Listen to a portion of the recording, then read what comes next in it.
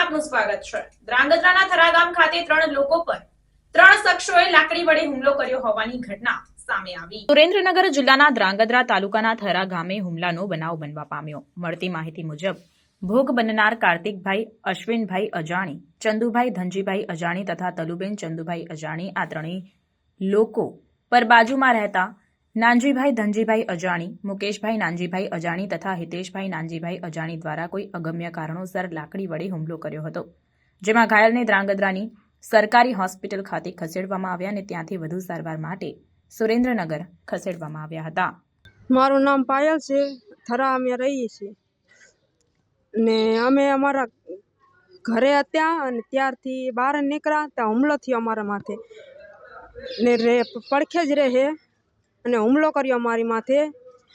એનું નામ છે, એકનું નામ નાનજી અને એકનું નામ છે મુકેશ અને એકનું નામ છે હિતેશ। એ ત્રણે અમારા ઉપર હુમલો કર્યો અને લાકડીથી હુમલો કર્યો। મારા સસરાને લાકડી ઠોકી, મારા છોકરાને હાથ પર ભાંગી નાખ્યો અને મારા સાસુને અહીંયા મારી ઓજો આવી ગયો છે। એ હુમલો કર્યો